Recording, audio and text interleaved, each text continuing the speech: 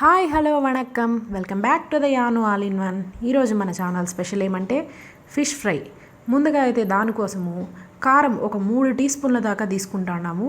దాంట్లోకి కొంచెం అయితే పసుపు అయితే తీసుకుంటున్నాము. రుచికి తగినంత సాల్ట్ తీసుకుంటున్నాం. కొంచెం తక్కువే తీసుకోండి, ఎక్కువ తీసుకుంటే బీపీ వస్తుందేమో.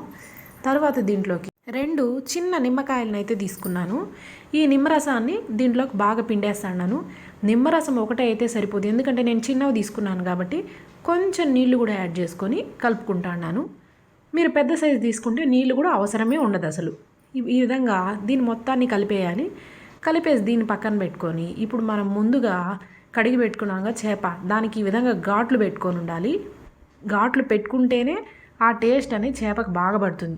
ఈ విధంగా కారం మొత్తాన్ని దానికి బాగా స్ప్రెడ్ చేసి దీన్ని 1 గంట సేపు అలాగే పెట్టాలి. తర్వాత ఒక పెనం తీసుకొని దానిలో నూనె బాగా స్ప్రెడ్ చేసి ఈ చేప ముక్కలను అయితే దాంట్లో పెట్టాలి. దీన్ని మనం ఇలా కూడా చేసుకోవచ్చు, లేదంటే ఆయిల్ తీసుకొని ఇప్పుడు వడలు కాల్చుకుంటాం కదా, ఆ విధంగా దాన్ని ఆయిల్లోకి వేసి ఎత్తచ్చు. అలాగంటే కూడా ఇలా చేసినామంటే టేస్ట్ కూడా బాగుంటుంది. పెట్టి తర్వాత మూత పెట్టాలి.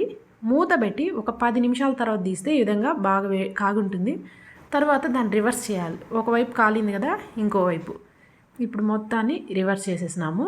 ఇక్కడేమో నాకు అంటుకునింది, అందుకని అలా కనిపిస్తుంది.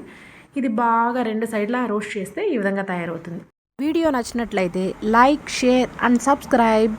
తప్పకుండా ఈ రెసిపీని ట్రై చేసి కామెంట్లో అయితే తెలియజేయండి.